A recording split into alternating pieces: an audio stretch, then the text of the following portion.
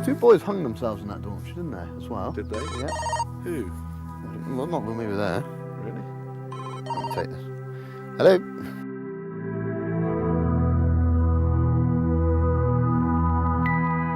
So anyway, the reason why I'm filming this is because basically we did a Ouija board. Oh God. I told you about this. We've The just Ouija been talking about this. many years ago. Right. We did it for like 30 nights. Yeah.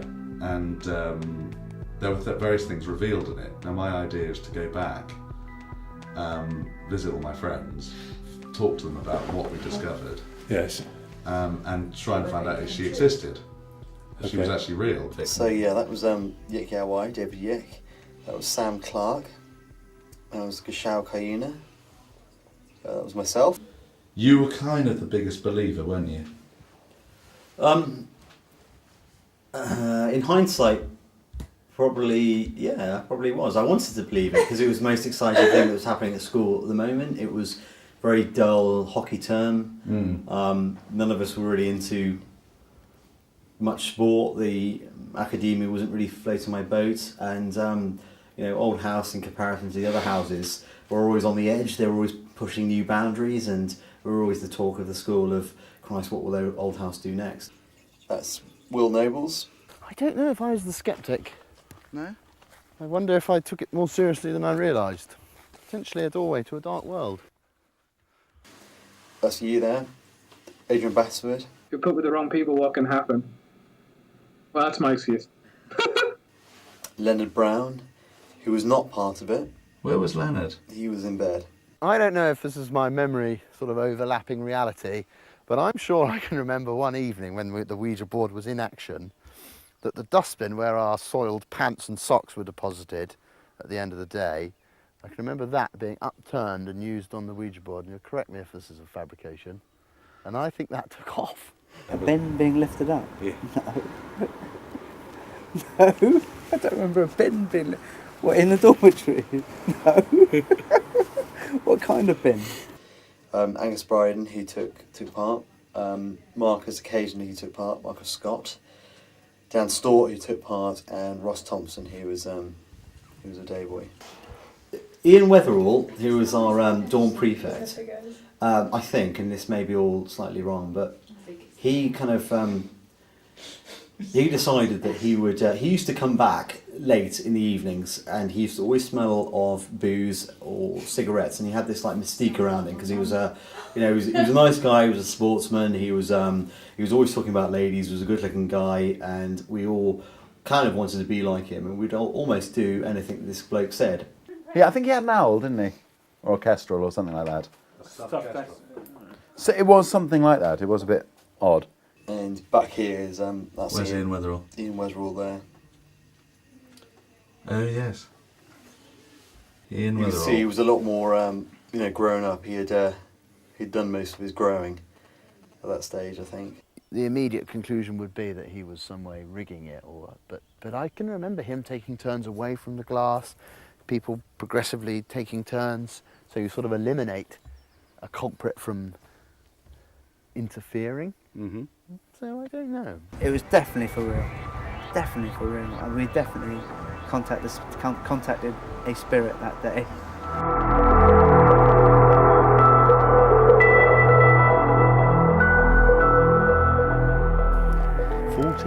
Yeah. The time we were in that dormitory. Is that how old we were? I think we were older than that, surely. It was 1993. I had a liberal covering I of was just 15. body hair. You were quite grown up, weren't you? Yeah. Second only to Dan. Dan was a man Dan at was. 12. Is it okay you think that you can't see my legs? Oh yes. Yes. It was a very strange time of the school where there was a lot of mushrooms eaten and drunk and a lot of dope and stuff. And there was a lot of black magic. We started doing these little Ouija boards at night just for fun, kind of to burn the time. I know it was it was the fourth form. We were about 14, 15, and just starting to experiment and go out and party and check Ouija boards out and different things and just scope out life. And I remember we got a few spirits that would come up consistently on these boards. Oh, heavens above, you must have frightened the life out of yourself. I said, that's just the worst thing you could ever do. I always say no to Ouija boards. You know, I know it's again calling up spirit, but sometimes I just have a very negative point of view with Ouija boards. For some reason, it doesn't always call up the right spirit, I don't feel. It's all right calling the spirits up, but as long as you can send them back. It was all building up, and we started to get this picture of this girl that we were talking to, the spirit, who was called Dorothy Dot, and she apparently had died of tuberculosis, but her happiest moment in life was losing her virginity to her boyfriend in that dormitory. She died in some sort of terrible way in World War II time. I don't remember if she was London or Paris. For some reason the other night I was thinking she was in Paris, but I don't know if that's just my wonky memory from all those years ago. She was undoubtedly very hot. She was frisky. The way she was talking on the Ouija board, yeah, she was frisky. She was game for it. She was a gentle spirit, and she warned us of Jim and other spirits that come on the board and to be careful. I think if we were going to dream up a product born of sexual frustration, she wouldn't have been born in 1862 and called Dorothy.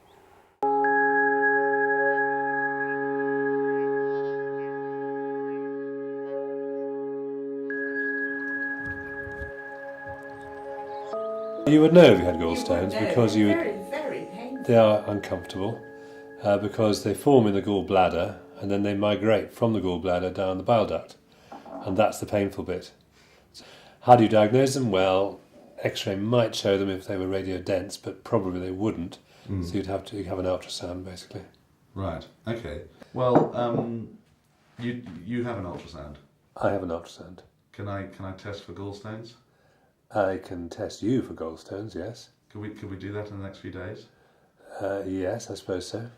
I mean, you know, everything played into a schoolboy fantasy. It's like, you know, at one point we were asked about past lives. You were never allowed to ask about the future.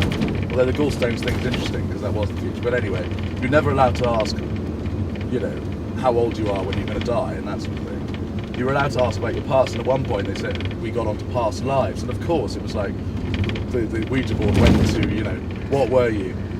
F-I-G-H-T-E-R-P-I-L-O-T, and it was like, no way! I was a fighter pilot. What was I flying? Was I flying Spitfires? Yes.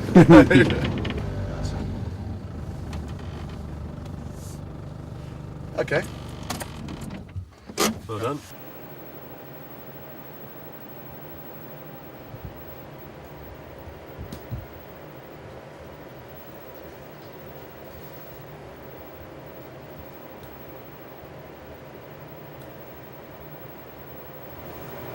Animals, you can find it really quite easily. Okay, so we're just coming around the side a bit because the liver is around here a bit more. We've got a bit of liver in here. I can't as yet see the gallbladder. Well, this is liver here. That looks alright to you? Yeah, it's fine. Yeah. Healthy liver? Yeah. That's better. Good. Now, what you've got there is you've got a bit of fluid inside. It's got a sort of membrane around it. Can you see? Yeah. That could be the gallbladder. I think it is gallbladder actually. It's right in the right place. It's got the bile ducts. You can see these ducts coming down to it. So I think that's your gallbladder. No stones. And no stones. Well, good news in a way. It is very good news. Yeah. How would it work? It was literally Ian saying, like, who's up for this? Don't worry if you're not up for it, don't worry. Stay in your bed, but you'll probably have trouble sleeping while we call spirits. Is there a way you can help me find him? What's your name? Ian Weatherall.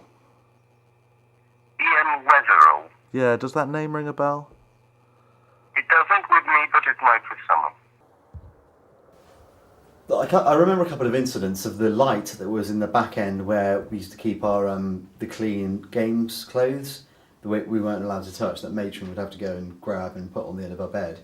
And there was a big white light there that Will was in bed not taking part, and we all looked over and we saw this vision, and it didn't make out of there wasn't a figure there, but it was just this big beaming light in the corner. And Will got out of his bed and punched it. I think I was perhaps annoyed by some people's reaction to it because there was almost panic. So I did a display and struck it. In these houses, there's 1,000 partridges in each one. 1,000. Yep. Let's have a look in. Let's do it. Until about 12 days old. And I can remember her date of birth supposedly being spelt out. And what was it? Wasn't it sort of 1860, something like that? Oh, I can't remember that, but that's pretty good. So, Will, we're going to Bruton. We are, road trip. When was the last time you were in Bruton? I've passed through a few times over the last few years, but never got out. I've not trod the pavements of Bruton for many years. Do you think we're going to find Dorothy? Might buy 20 Dunhill and spark up and blow the smoke into the staff room window.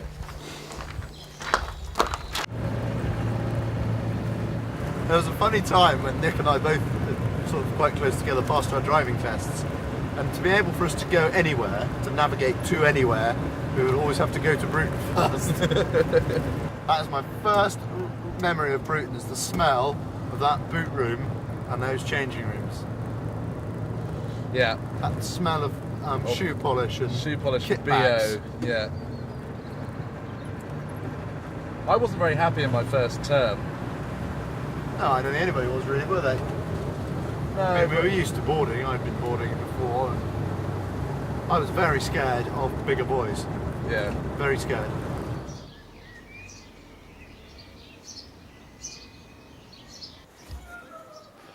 Come on, let's proceed to the churchyard. All right.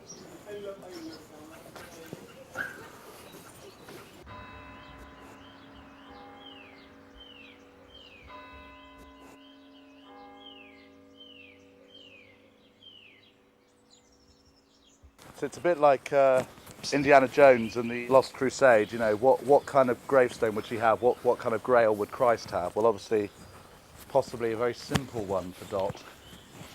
Because of her importance. Because she was just a lowly prostitute. Doesn't that look tiny? Got a lot of wickets there once. It's King Staunton, 8 for 43. A few nasty beamers thrown in. Could be this one here, you see, for all we know. Which one? Unmarked. Just crucifixion, saviour. Somebody's buried their cat there.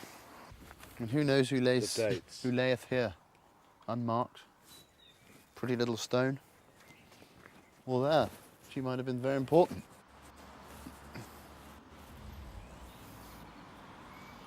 Here's a Dorothy. Dorothy Mary Barton. 1890, 1960. I've got an Elizabeth Dorothy May. Well, she was 2 years old, mate. Hey? This Dorothy was 2 years old. When she died? Yeah. Oh dear. So I don't think that's her. When will we have to come back at night to dig her up? Yeah. How would you explain that away? I don't know why we have to dig her up. I want firm evidence. I want to look her in the eye sockets.